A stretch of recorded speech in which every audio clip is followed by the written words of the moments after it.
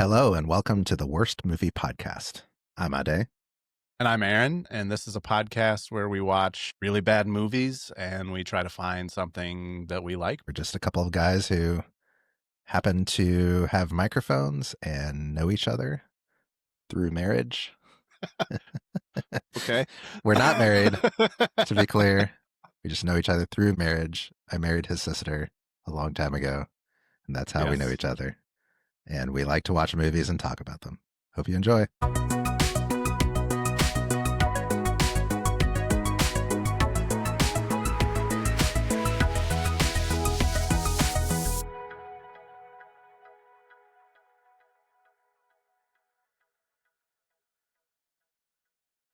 Today, we're concluding our September series of Modern Messes, all recent movies that bombed in one way or the other. Today, our movie is Argylle. Came out in 2024, directed by Matthew Vaughn and starring Bryce Dallas Howard, Sam Rockwell, and Henry Cavill.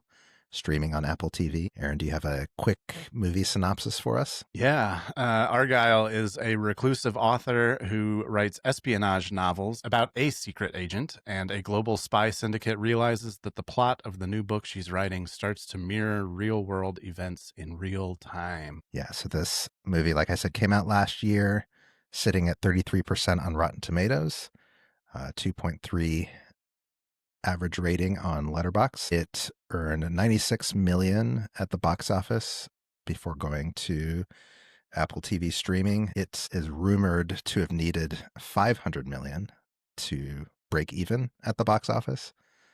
Big box office bomb. Do you remember much about this movie coming out? Any of the rumors behind it? I remember seeing the trailers for it when it came out and being encouraged and intrigued. I thought that the cast looked really good, but I did not see it at the time. I remember thinking that it was going to be better than the reviews seemed to indicate. Yeah, there was a lot of hype behind this movie. I remember reading about it even before the trailers were out that there was a rumored book deal for Ellie Conway, who was presumably the writer behind a novel called Argylle, that she had sold the movie rights to Argylle before the novel was even published. And there was all this hype around it where people couldn't figure out who Ellie Conway was, that she wasn't an established author. And there were rumors on Twitter and around the internet that Taylor Swift was actually Ellie Conway, that she was writing the movie and novel Argylle under a pen name. And these theories were all because Taylor Swift owns a cat similar to the cat that Ellie Conway has in the movie. And so Taylor Swift fans were like, it's because of that. And then I think a bunch of other small things that came out that tied people to the suspicion that Taylor Swift was behind all this. Taylor Swift is the only person that can be associated with the Scottish fold cat. Yeah, but that was enough to generate all sorts of hype behind this movie. And then, of course, come to find out, Taylor Swift isn't attached to it at all. And Ellie Conway was the character in the movie Argylle. I assume it was a deliberate marketing ploy to get people excited about the movie. Yeah, I would guess so. We're continuing our Cats theme from last week, too, by the way. Yeah, and Taylor Swift theme. Yeah. I guess so. Works out. Nice tie-in. Yeah. I should say before we get started talking about the movie itself, spoiler alert, we're going to spoil the whole movie. And this is maybe the first movie we've covered so far where I will say, if you want to watch this movie and think you might enjoy this movie, the spoilers do matter because there are a lot of twists in this movie. And I would say this movie is really all about the twists. And maybe I've already spoiled it by telling you there are twists in this movie because it doesn't seem like that at the start. But anyway, we start the movie with Agent Argylle. Why don't you, Aaron, tell us what's happening in this first scene? It's a scene where we're kind of dropped into the middle of it. Agent Argylle is played by Henry Cavill. He's in this kind of ballroom. People are dancing, and he basically gets double-crossed. It seems like we're just being dropped into kind of a classic cheesy spy scenario where the whole room turns and points their guns at him, and they got him at that point. But yeah, it's There's this a weird scene with Dua Lipa where she just dances with him, and they do this move called the whirly bird, where, where he picks her up and she rides backwards on his shoulders with her legs in the air, and they spin. Have you ever done the whirly bird? I have not done the whirly bird. Is that a real dance move? I wasn't familiar with this dance move before this movie. Maybe it has a different name in other cultures or within the dance community, but I'm I'm a fan. It seems like a fun dance. This isn't the only scene in the movie that contains the whirly bird dance move either. Chekhov's whirly bird dance movie, I should say. Yeah. Yeah, and so he has this person in the chair for him that causes a distraction, and he gets out, and it leads to this chase scene through Greece, where Dua Lipa's character is running away, and he is trying to chase her down through the streets of Greece, and it was not very riveting for me. I didn't think. What did you think of this scene? I loved this scene. What? Yes. So it starts out they're dancing to a Barry White song, which just plus one. Yeah. Love the song. And the whole scene is super over the top parody of any sort of James Bond, spy genre, as you said, which is a genre that's very dear to my heart. But I love how over the top and cheesy it is. It's winking at itself. And Agent Argylle himself looks kind of weird. He has this weird flat top looking hairdo and a weird suit jacket that kind of goes throughout the movie. It's a weird costume. It's a weird It's a choice for him. velvet suit jacket, I think. Yeah. And then yeah, there's bad CGI and it's like bad cheesy dialogue and all that, but I loved it. I was like, okay, I'm all in for a movie that's laughing and winking at the spy genre. Yeah, I thought that the tongue-in-cheek kind of winking at itself nature did work better in this scene when it's right at the beginning and you don't know what kind of movie you're getting into. I think that the kind of novelty wears off pretty quick and it's not very consistent through the movie. So like this opening scene, I didn't hate it at the time, but in looking back at it, I didn't think that this kind of satirical spy genre plotline throughout the movie, I don't think it worked very well. The action sequence at the beginning, you realize pretty quickly that, oh, this is poking fun at spy genre plots, but I think that there are plenty of silly spy genre movies that you can get that from that are better than this. Yeah, this is jumping ahead a little bit, but one of the things I didn't like about the movie is that we had in my mind this great opening scene that we learn is actually a scene from Ellie Conway's book. Ellie Conway's the main character, and we're getting a peek into what's happening in her book, but we don't actually get a scene like this at all throughout the rest of the movie. And Yeah. I think the idea of interspersing kind of this fake world that she's writing about with the real world that she's living through her own spy narrative would have been actually kind of funny and interesting Yeah. if it would have been paired the right way. But I kind of didn't like that this was just a one-off. Yeah, the way that they kind of use this Argyle character played by Henry Cavill through the rest of the movie is almost like Ben's Force Ghost from Star Wars, where he just kind of appears and gives some wisdom and then disappears. This is the only real scene where we get to see like action from Henry Cavill's character. Yeah, he doesn't have much to work with the rest of the movie at all. It's right. Just like you said, a couple one-off lines. So we find out that this is part of her book by it cuts to her at a book reading, and she's reading this chapter to a crowd in a bookstore in Colorado. So that takes us kind of out of the first scene and kicks us right into Ellie's life by Bryce Dallas Howard. So the first scene that we really see her after this is in her house, which is this massive like cabin on the lake somewhere in Colorado. I don't know. It's an incredible house. And she's there by herself. And there's this shot where she walks from her kitchen across kind of like a dining area into her living room. And I counted, she has over 20 lamps lit in her, like lights on in her this one room. She has over 20 lamps, 2 candles, and a fire going in her house. I'm like, who lives like this? I didn't notice that. No, that's pretty funny. I like, normally movies kind of they get crazy with their ambient lighting and their mood lighting in scenes, but this felt over the top. They went overboard on the lighting budget for this scene. She sets up that scene by saying she had a hot date, and her hot date is actually her writing alone with her cat. What I found interesting about that scene is she gets on a call with her mom, and her mom is giving her notes on the novel that she's writing. Is this the 5th novel in the series, in the Argylle series? I think so. How would you like to write a novel with your mom?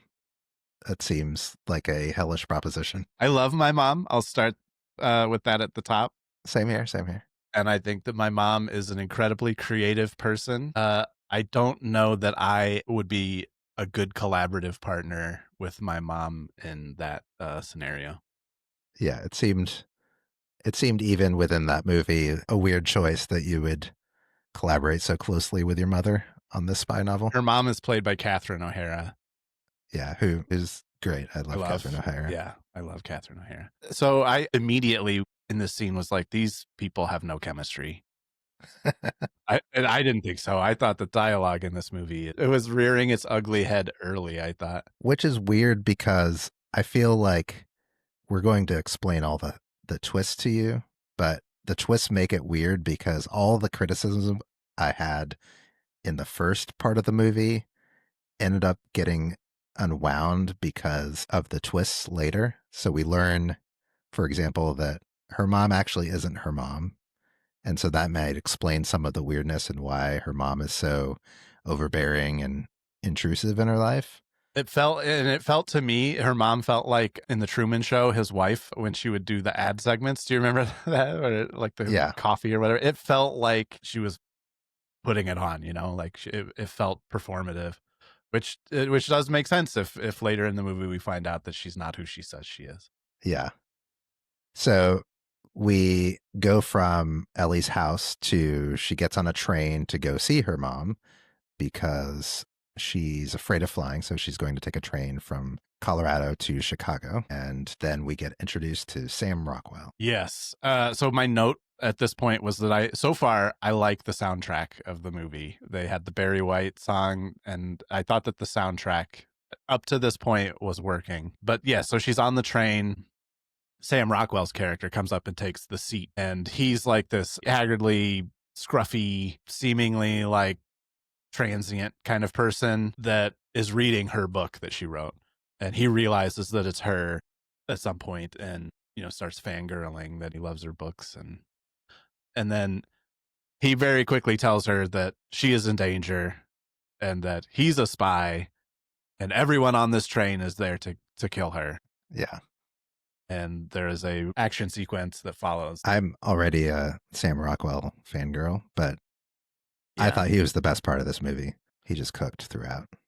Yeah, I would agree with that. Yeah, I think that he's good in almost everything I've seen him in. I don't think he had a whole lot to work with this movie, and he did the best that he could with it, bringing some like charisma to maybe a tropey or stereotypical character. We also briefly see characters played by Bryan Cranston and Rob Delaney. I really like Rob Delaney and was excited to see him on screen. He's Bryan Cranston's character's number 2 in the scene, and Bryan Cranston picks up a shotgun and starts threatening Rob Delaney and kills him after like 15 seconds of screen time. Yeah. So my note was, well, guess I don't get to see Rob Delaney in this movie. He was killed right at the top. Yeah, for no reason, basically. I know HR works differently in spy organizations, but I think if you just straight up murder somebody in the office when they don't deliver on a project, that's going to create some morale issues. Yeah, the beatings will continue until morale improves.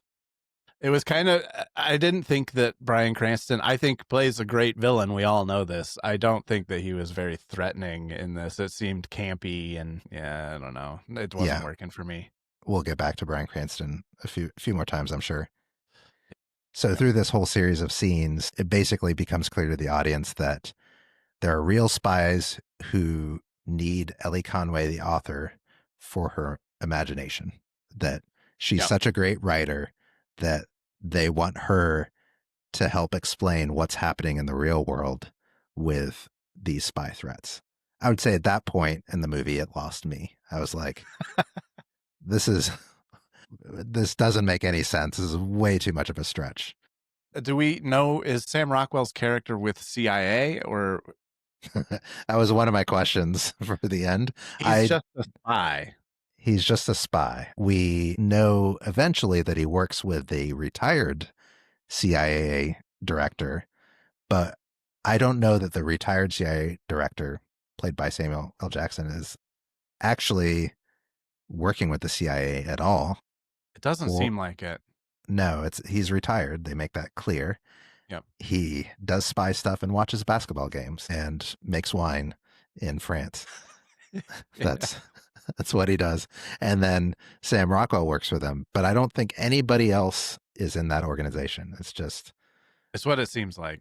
yeah, it's just the two Sams and then Ellie Conway, Bryce Yeah. Dallas Howard's character. So we don't know who Sam Rockwell is, but there are dozens of spies also trying to kidnap Ellie Conway for her imagination.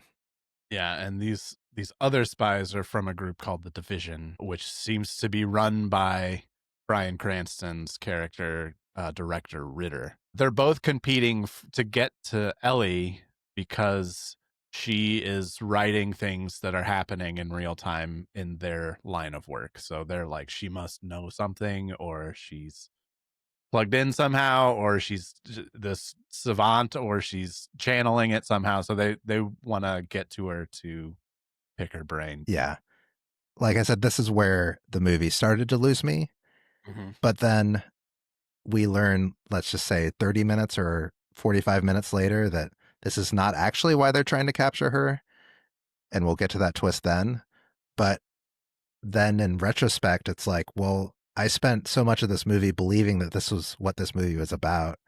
And the twist doesn't even result in a payoff where I feel like they would have done something differently given the reality of who Ellie was and why they were looking for her. The whole train fight scene doesn't really make a lot of sense. It falls apart on its face, and then it falls apart once the twists are revealed. Yeah, I would agree that I think the twists start to lose me at some point because they just start to come rapid fire. There are too many twists. And you can't follow the logic when there's that many twists and turns. You can't be like, oh, this character was acting this way at the beginning of the movie because this is the twist secretly that their motivations are different. When there's 14 twists to the movie, it stops to make any sense, and it's too confusing to try to follow the plot at that point. I think they tried to write it that way to be funny in some ways. There's some twists that are almost comical. Maybe I just took it that way because by the end of the movie, it's just like, well, just give me another fucking twist because might as well. We've Yeah. seen 20 of them so far. What's another one? Let's resurrect some dead characters just because twist, they, whatever. But yeah, the movie starts to fall apart. So Sam Rockwell gives a bunch of spy mumbo jumbo in terms of what's happening, and they have to get to London to find this hacker who's going to hack this spy satellite or something. I don't know. It also started to lose me in the mumbo jumbo. There's this big scene at the hacker's lair where they fight a bunch of other spies. What was your note on that scene? My note is, I don't know why the dialogue is bad, but I know it is. I guess this is what makes me just a regular guy and not a film critic, but I know good dialogue when I hear it, and this was not good dialogue. So I don't know. It didn't make sense. I did write down some dialogue from that scene. I don't remember the context now, but the quote was, I think it was Ellie saying, that was convenient. And I wrote it down because not only was it bad dialogue, but it seemed like the writers created some situation that was convenient for the characters and then felt bad about it. So had the characters comment on how bad the plot was. Yeah. She might as well just said, oops, that was lazy writing. Yeah, just breaking the fourth wall, looking at the audience and saying, sorry, guys, but we had to move from point A to point B. Yeah. Look straight into the camera. Can you believe this shit? Yeah. They get this notebook from the hacker, and I just happened to pause to go to the bathroom or get a drink or something at the point where Sam Rockwell's character is looking through this notebook. And I just had to laugh. You have to go look at that notebook because it's just all this, it's perfect movie hacker gibberish. Yep. There are these IP addresses listed in this notebook that don't follow IP address format. There's all sorts of just weird hexadecimal numbers that it just, I loved it as somebody from the tech industry. I was just like, yeah, this is perfect. This was an English major who put together this notebook. Yeah, they did not consult anyone in tech for any part of this, or probably anyone in the espionage game. Yeah, certainly not. We get a scene where he's talking on the phone in a hotel room in the bathroom with the door open, and he says something about wanting to put a bullet in her head. And so yeah, it switches, and we're like, oh, yeah, he is the bad guy. First twist of the movie. Yeah. And well, maybe. I think that's the first major twist of the movie where, nope, Sam Rockwell's character is bad. We cut to the next scene. Her parents have arrived in London pretty quickly. And then we get Sam Rockwell coming back and know he's the good guy again. Yeah, so he shows up and starts holding Bryan Cranston at gunpoint. Bryan Cranston starts holding Ellie at gunpoint, and then Catherine O'Hara comes up behind Ellie and grabs her by the neck and puts a gun to her head, and everybody's pointing a gun at each other. I don't even remember how this scene is resolved. Well, Catherine O'Hara is shot and seemingly dies. But yes. Spoiler alert, she isn't dead. She had a bulletproof vest on. Yes. Somehow Ellie and Sam escape together. It's all twisty, and he takes her to Sam Jackson's vineyard in France. The plot is so convoluted at this point that it's so hard to follow. Yeah. And it feels like it's kind of a hacky spy story that knows it's hacky, but is still trying to play every scene straight. Exactly. Yeah, that's a good point, because I feel like if this was the tone of that first scene with Argylle, where it's just a parody of spy movies and winking at the audience, maybe it would be really fun, but it tries to play it straight and serious, at which point it's just a really bad spy movie. Yeah, it's like we know that Argylle is a character, and so it's fun and campy, but then they try to play the real life scenes with Ellie as like serious, but it retains the same like hacky spy movie tropes that are what make the Henry Cavill side fun. Right. But when you play it straight as like there's real consequences and Ellie's life is actually in danger and her home life is a wreck, it's not funny and it's not fun. It's like yeah, they're trying to play it serious, but it's also so ridiculous and unbelievable that it's like, are you expecting us to emotionally connect with this somehow? Yeah, it's not Austin Powers and it's not James Bond. It's somewhere in the middle where it's like, I don't know whether to laugh at this or feel that there's real danger and feel suspense and intrigue.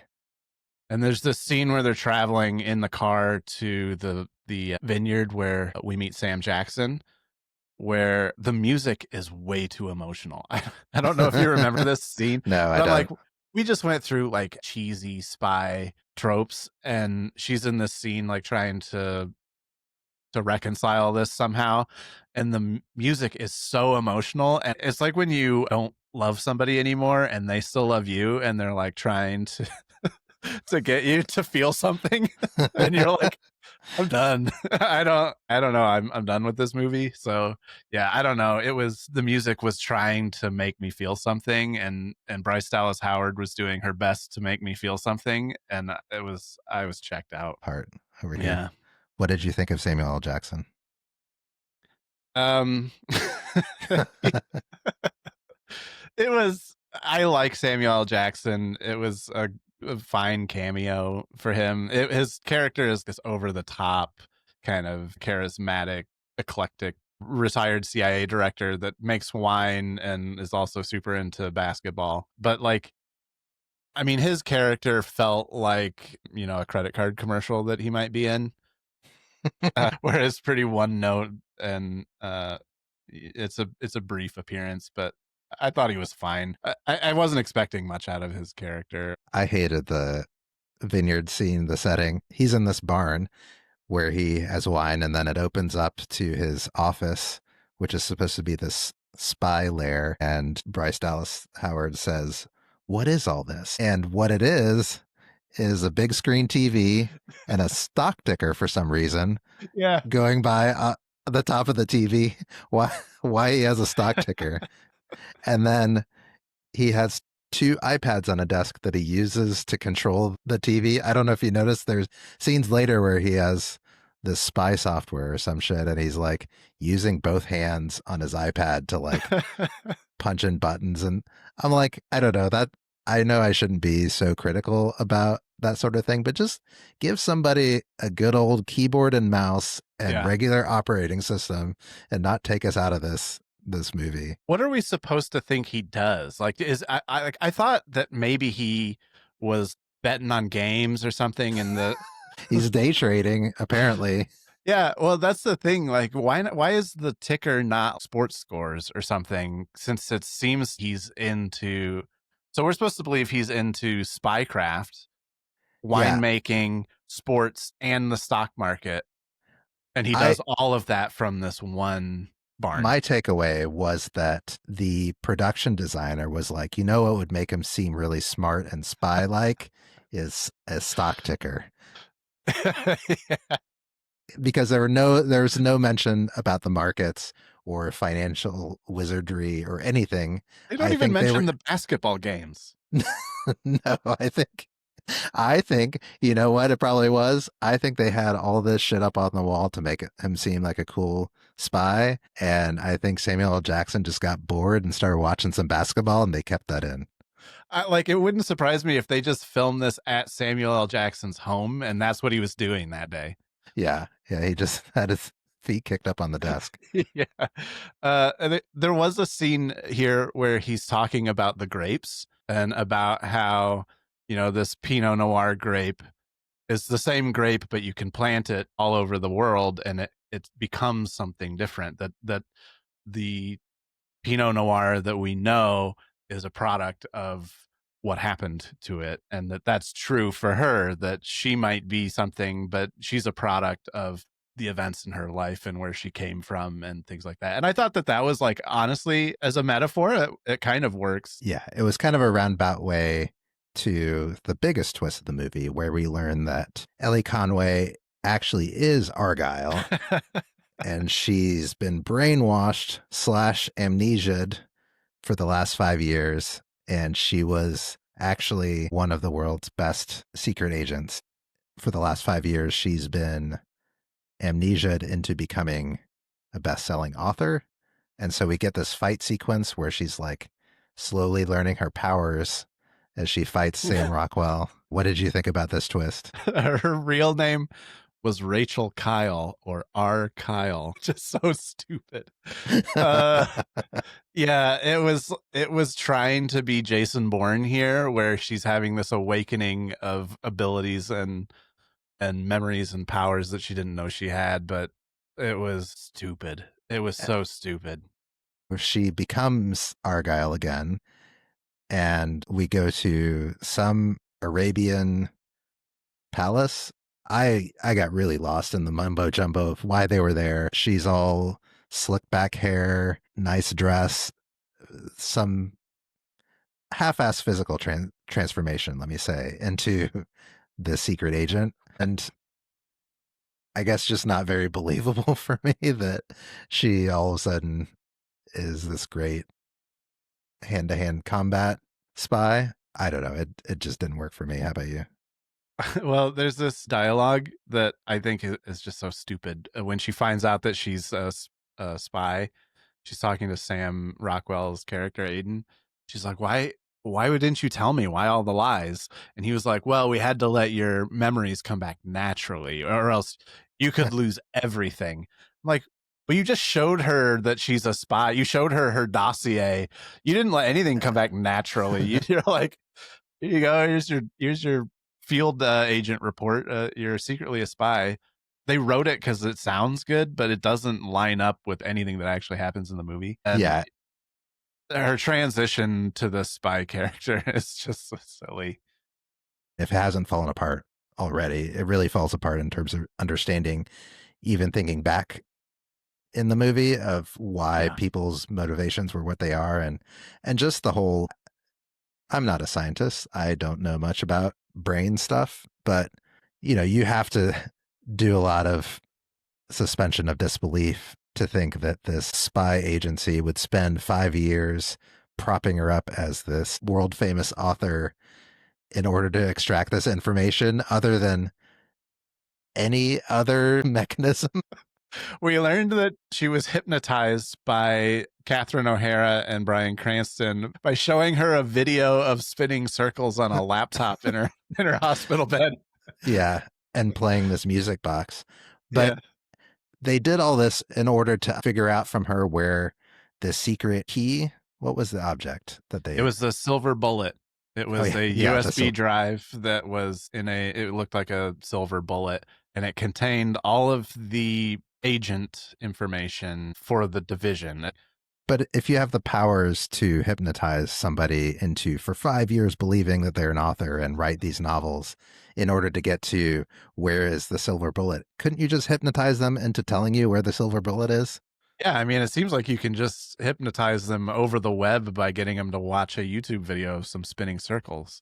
It would have been so much cheaper and easier than Yeah. all the personnel it took, or hypnotize them into doing some job where they're at the division the whole time Yeah. rather than having to chase them on a train and murder innocent civilians and create this whole spectacle. Yeah, it's insane. She trusted Bryan Cranston and Catherine O'Hara. Why didn't they just call her in I earlier? mean, Like, why? yeah, she thought they were her parents. At some Yeah. point, they could have just had a nice dinner and said, "Hey, Ellie, by the way, imagine a scenario where you're going to write a novel about a silver bullet.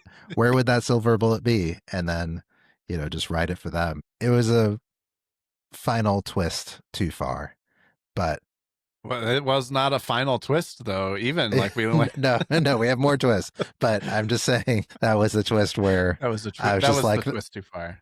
yeah, this is getting to be. I mean, I guess I said that already about the parents, but yeah, too many twists is the headline. I don't know where I would have stopped with the twist, but this was too many. Well, there's another twist coming right behind it, and that we learn that Aiden and Rachel Kyle Argylle were lovers, Yes. and they were partners and lovers as spies. We get the dance scene where she is the Dua Lipa doing the whirly bird move with Sam Rockwell. Yeah. I wrote down, is Sam Rockwell required to dance in everything now? I feel like I meant to look this up, but I feel like 10, 15 years ago he danced in something and I was like, wow, Sam Rockwell's a great dancer. And now I think everything I see him in, he dances. I Was mean, it that movie where he played like a game show host or a talk show host? Chuck Barris, Confessions of a Dangerous Mind. yeah, I feel like ever since then, he must have gotten some killer dance lessons for that. Now every director wants to use him. Yeah. Oh, we get another twist where she was rogue the whole time and she was a double agent working for the division. So we get to our final set of scenes where we're at division headquarters, and then we get another twist where it's like, no, she was double agenting. She was a triple agent. She was just fooling the division into thinking she was a double agent. And we get a sequence where She's uploading a file to Samuel L. Jackson's character. She partners back with Aiden to fight against the division. What did you think about all the division stuff? Is this before or after she shot him? She shot him at the division headquarters. They were interrogating him. And yeah, she shot him, which is an important plot point. So this is where we learn about the vascular corridor. Biology lesson. Yeah. Did you look up whether or not this is real? No. I mean, not that I would ever attempt this in a million lifetimes, but I'm curious if it's even anywhere near feasible. So we learned that there's a fan who wrote in a letter to Ellie at some point that was like, here's an idea for a story. There's this thing called a vascular corridor, which is like a 2-inch section through the middle of your heart or chest area where you could be shot in that area and it looks like you're dead, but it actually will hit nothing, which scientifically, I don't know if that stands up. It feels wrong. Seems like bullshit. So she shoots Aiden's character really dramatically, but it turns out he's actually perfectly fine. I don't think you can have anything go through your body from one side to the and out the other and you're okay. But he seems okay. He's not only fine, he's in peak physical condition, able to do hand-to-hand combat with dozens of thugs. And there's this whole dance sequence where the whirlybird comes back and they're doing the whirlybird to like kill off agents coming from different hallways. What did you think of that sequence? I thought it could have been cool. In the right movie. In a better movie, it could have worked. Yeah. So I saw something about this where the director of this movie also did the Kingsman movies. Yeah. And Kick-Ass. Kick-Ass. So he can make good movies in this genre. And I saw somebody say that this sequence felt like it should have been in a Kingsman movie.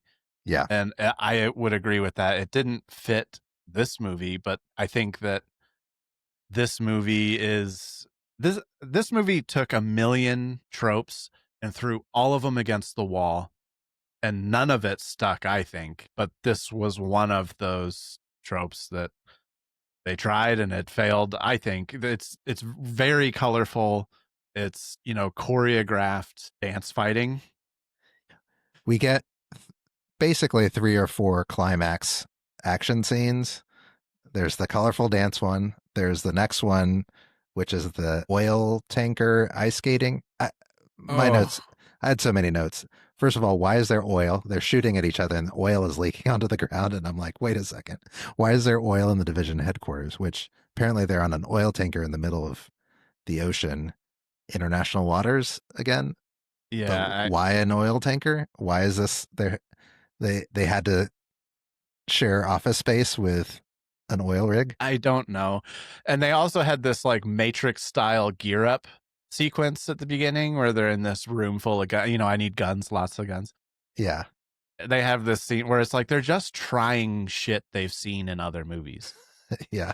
That they think will work and none of it does. And then the oil scene, I think, so bad. Made me irrationally angry. Yeah, I was mad too. I have some all caps in my notes. Yeah, what is your note? What do you have? Well, I mean, I guess for more context, she looks to Sam Rockwell and is like, "Wait, can I actually ice skate?" Because that's something that she was told. And she was like, and he was like, "Yeah, you can ice skate." And she was like, "Okay, good." And she slaps she steps on some knives so that her boots become ice skates, and she skates through all this oil to kill the bad guys. I mean, my caps were like, ice skates don't work like that. I know. It's not ice even. I mean, it's so aggressively stupid that it's infuriating. It becomes a cartoon, and in terms of not just how ridiculous it is, but even visually, it's very CG'd at this point. And it's like a cartoon in that all these bad guys line up for her to like knock them over like bowling pins. And then she does this like whirlybird move or whatever, where she's like spinning and killing. Yeah. And just firing her machine gun haphazardly and killing all the bad guys. And it's like, yeah, it's ridiculous. This is not like hockey skating. It's not like utilitarian, I'm going to beat the shit out of you skating. It's choreographed dance, like figure skating. Yeah, she's figure skating.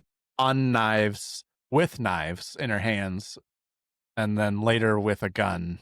I hated it. I hated this scene. Yeah, and it wasn't, to what we talked about earlier, it wasn't done winking at the audience or like No. in a hyper stylized satirical way. It was, oh, this is how we get our heroes out of this mess. Yes. Yeah, it was horrible. I hated it. And then we get Bryan Cranston saying, if you want something done right, after he's watching probably, would you say 50 to 100 trained henchmen die at the hands of our two heroes. Yeah. He walks down to the basement with a shotgun, and I was like, why are they scared of him all of a sudden? Yeah, I don't know. My impression was that she basically just killed the entire division. Like, they killed a lot of people. Had to have been most of the organization, at least the muscle side of it. Yeah, and he's supposed to be this badass for some reason. I don't know why. And then who saves the day from Bryan Cranston? We haven't even talked about this character yet. The cat. Don't remember. The cat that's sitting in her backpack. Oh my god. Yeah. So throughout this whole movie, she has a cat there? She has her cat, Alfie, in a backpack. I've never seen a backpack like this before in real life. They exist? Yeah, they're People real. actually carry cats around? Like, do cats actually stay calm? I mean, I can't imagine them staying calm through all these, action scenes where people are shooting at them and she's running around and jumping off buildings and stuff. Yeah. Apparently, at this moment, Alfie the cat cracks and just goes apeshit on Bryan Cranston. Gouges his eyes out. Yeah, rips his eyes out. So I don't understand the purpose of the cat. From the marketing of this movie and the trailer and everything else, she's carrying this cat fucking everywhere. It's a huge part of the movie. She talks to the cat like, it's a partner. She's asking like, what do you think about it? But the cat does nothing. The whole movie, except for scratching Bryan Cranston's eyes out. Like, I thought that the cat in this movie was going to be a big character. Yeah. And it does nothing. And I thought at least we'd be emotionally attached to it. But Ellie's character, it doesn't seem to be, at least in the oil fight where she thinks it's dead or it could be dead, and she doesn't give a shit at all. She's just like, can you make sure he's okay? All right. You're right. The cat does nothing. I don't think we as an audience have much attachment to the cat because we don't see the cat much except for through that backpack window. And it's just clearly an animated CG cat. It's not a real cat.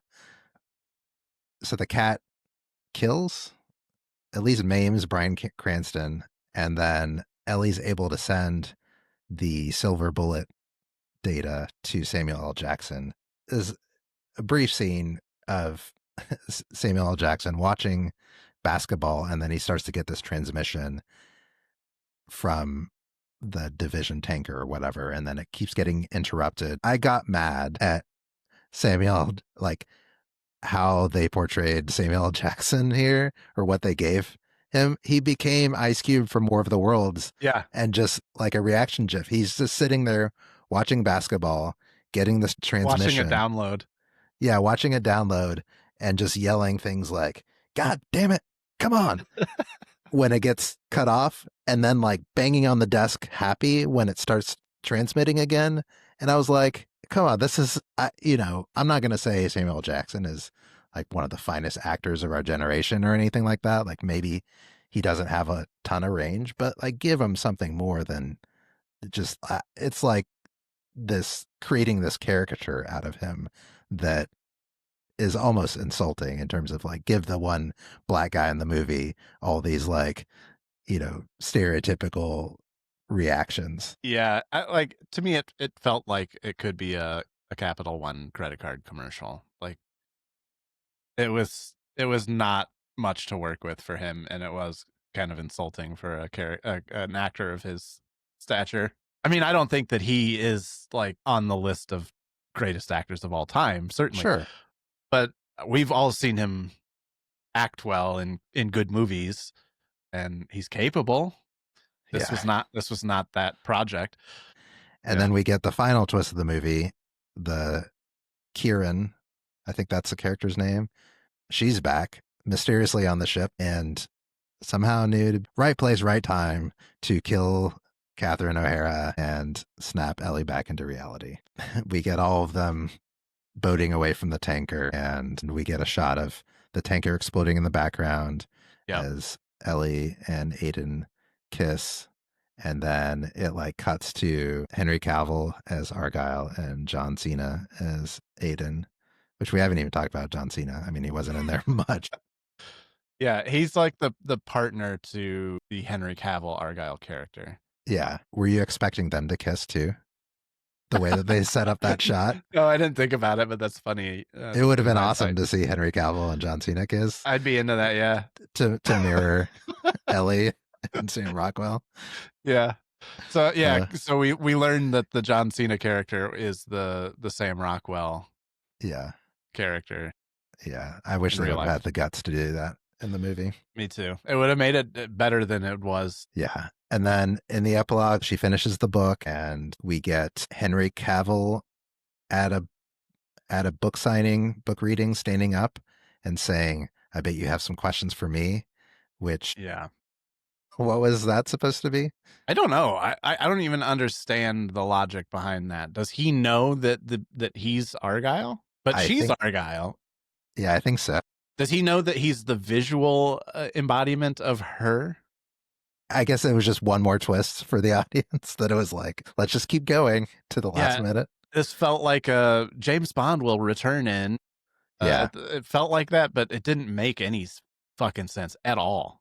Well, did you catch the post-credit scene? I don't know if any of these movies are going to come to fruition, but Matthew Vaughn originally, his idea was to have a trilogy where the next movie would essentially be a movie of book one that Ellie wrote. I'm really confused about this. So Aubrey Argylle is the character that we meet in this scene. It's not Henry Cavill. It's a younger version of Henry Cavill's character. Yes, it's supposed to be the fiction. I mean, obviously, the movie we watch is fiction, so it's a little confusing. But it's supposed to be the fiction within the fiction, that we're just supposed to see a regular spy movie that would be a movie based on the book that Ellie wrote in the movie. And this scene takes place in a pub called The King's Man, which is the title of his next movie, I believe. So in real life. I read something where not only did he want to do an Argylle trilogy, but he wanted them to be connected to the Kingsman universe so that there'd be some overlap with Argylle the spy in Ellie's book and the Kingsman. This plot is entirely too convoluted to then link it with another cinematic universe. Yeah. I don't even know what... That is insane. Yeah. Well, it lost somewhere around $500 million, so I don't know if it'll get a budget for a sequel, much less the whole trilogy. What did we miss in the movie? Any other notes that you had? I like the music. I don't know. I feel like I've kind of talked about my thoughts on most of it. The cat doing nothing in this movie was shocking to me. There's a scene where Ellie gets a chance to look at the silver bullet file, like the what's on it, and she does this dramatic cliffhanger of, oh my God, we don't see what she's looking at. And then like 5 minutes later, they do a flashback to the scene that we just watched of her looking at the thing. Like it's in black and white flashback though. So do they think we forgot what just happened? I don't know. This movie is so lazy and badly written that it's hard to feel anything other than contempt. Tell us how you really feel. One thought I had was at some point in the movie, she's transforming from world famous author. I guess she's really famous. It seems like she's really successful. She has that Yeah. nice, house by the lake. And she's written this series of novels in just 5 years that has taken the world by storm. And I was like, do we actually need another field operative? Like, maybe it would be better to just keep Just her let as her an go. author. Yeah. Yeah. Like, I imagine she's bringing a lot of joy to the world in a way that killing a bunch of henchmen isn't really good for us as a society. I mean, I'm sure she's doing good as a spy, but maybe just leave her as a novelist. She seemed happy, maybe like lonely, Yeah, but that also seems like she could be lonely because of the division and their control over her. right. I think if they Yeah. just let her live her life, she would have been happy and had a much more fulfilling life. Do you think now that she's with Sam Rockwell and they've gotten rid of the division that she could just go back to writing novels? Or has that been brainwashed out of her or like unbrainwashed? Don't know. So we get the scene at the end where she's at another book reading Yeah, so event. she So finishes her book. she But she'd finishes her already book and seems to slip back into that life. yeah, but she'd already written the book. She just hadn't published it yet. We start the movie with her finishing the final chapter of her next entry. Also, she spent 5 years of her life, the previous 5 years to this movie, she spent like as a lonely author living a very regular life. And Yeah. then all of a sudden she slips right back into the physicality of No, being a top flight secret agent. she wasn't working out as an No. author. She wasn't No. she wasn't back practicing her drills. Yeah. Yeah, so I don't know. We're supposed to believe that she just slips right back into the spy side of her life. I'm guessing that she can just slip right back into the author. Yeah, I guess so. I would rather be the author than the spy, for sure. Yeah, I mean it would be I've always envisioned what my life would be like as a James Bond type character, but the threat of death and the stress of trying to save the world, probably not worth it compared to the joys of being a world famous author with 5 best-selling novels. Yeah, I mean, that'd be pretty cool. and a loyal following and a cat that'll protect you to the death. Yeah, I have a note, 34,000 unread emails in her inbox. Seemed like a lot. Oh, I didn't notice that. She's very popular. Yeah. That as an inbox zero guy, that gives me a lot of anxiety. Yeah. Any other hot takes or insights, burning questions? I think that this might be the worst movie I've ever seen. Okay, well, that segues well into verdict. What's your verdict of the movie? I hated this movie. It was way too long. It was not funny at all. I don't think I laughed ever. It was 2 hours and 20 minutes, so it was definitely long. It was too long. Wasn't funny. Wasn't charming. It wasn't sleek and chic. It was unoriginal. It was every stereotypical spy movie trope that you could imagine. They used every single one of them in this movie. All spectacle, no substance. It had no idea if it wanted to be an action thriller parody or if it wanted to be a rom-com. And I think that it just failed at both. The script is terrible. The sets I didn't like. The CG was horrible. Despite the incredibly talented cast, the performances were bad, phoned in, and it was not so bad that it's good. It was horrible. Yeah. I was genuinely upset with how bad it was and how little I liked it. Yeah, that's pretty bad. I think I didn't hate it as much as you. I didn't like the movie. But I think in watching it, there were times where I didn't like the movie I was watching, but I think I gave it maybe a little too much credit, imagining it to be a different movie, if that makes any sense. Yeah, my star rating would be 2 out of 5 stars. I didn't think it was the worst movie I'd seen. I still maybe put War of the Worlds in the top spot. But you're right. It's actually War of the Worlds is so bad that I think it's a curiosity to watch again. Like, not so bad it's good, but it's so bad that you should probably watch it to get that experience of watching such a bad movie. This is just, no, it's just a waste of time. I didn't get a lot of joy out of it. The first 5 minutes I loved. If it was, like I said earlier, if it was a lot more of that, the like parody, winking at the audience type movie, I would have enjoyed that, or even interspersed with the quote unquote real spy story. Mm-hmm. That may have made it more enjoyable. But for the most part, it just dragged on too long. There were too many twists. It was just twist on twist on twist that just made the plot incomprehensible by the end of it Right. once you add it all up. And yeah, I did genuinely enjoy watching Sam Rockwell and his character. I thought he did a good job in it and was charming, was funny, but I don't think anyone else really grabbed me. Like, there's no excuse for this movie to be even close to as bad as War of the Worlds. In my eyes, War of the Worlds, the fact that it stacks up against this movie is a credit to War of the Worlds. Yeah, And fair. this movie should have been bland, not Yeah. this bad.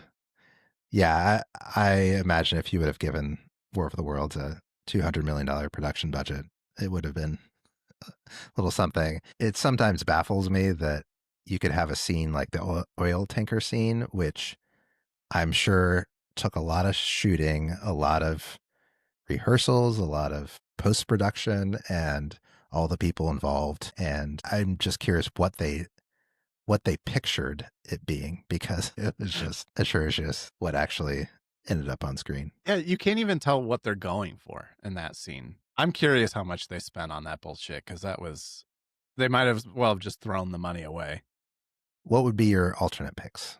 We always like to pick some alternate movies with either same theme, same cast, same director. What would you pick to watch instead of Argylle? I think that this movie touched on so many movie tropes that if you like those, that this is such a rich selection of good movies that fit into this genre that I picked 4. I have 4 movies, and probably I could go more. Yeah. So I think if you like the slick, stylish, buddy spy action kind of comedy with Henry Cavill, you've already got the man from U.N.C.L.E. right there. Guy Ritchie, Jared Harris. It deserved a sequel, I think, and it's as a standalone movie, so much better than this.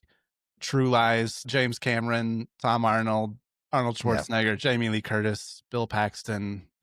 A much better movie. If you want the writer fiction aspect where life begins to reflect fiction, you've got Stranger Than Fiction. Yeah. I like Already that. exists. If you want absurd, self-aware parody kind of conspiracy mystery buddy cop type thing, The Nice Guys, Shane Black directed, which I think Shane Black probably has 4 or 5 movies that he's done himself that are right in this genre that are better than this. Lethal Weapon, Kiss Kiss Bang Bang, Last Action Hero. Like, I think that there are so many movies in this genre that you could pick anything Yeah. and it would be better than this. Yeah. No, well said. All great picks.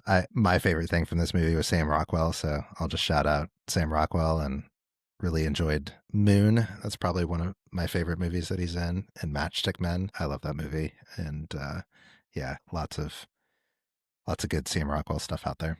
Well, I think that's all we can say about Argylle for today. If you're listening to this, we would really appreciate if you subscribed to the podcast on Apple Podcasts or Spotify or wherever you listen to podcasts. We are obviously inexperienced podcasters, and any sort of juice and likes and subscribes will help us out. If you want to reach out to us, you can also hit us up at theworstmoviepodcast@gmail.com. Send us your feedback and comments, and we'll try to get back to you shortly. Well, I'm Ade. And I'm Aaron. Thanks for listening to the Worst Movie Podcast.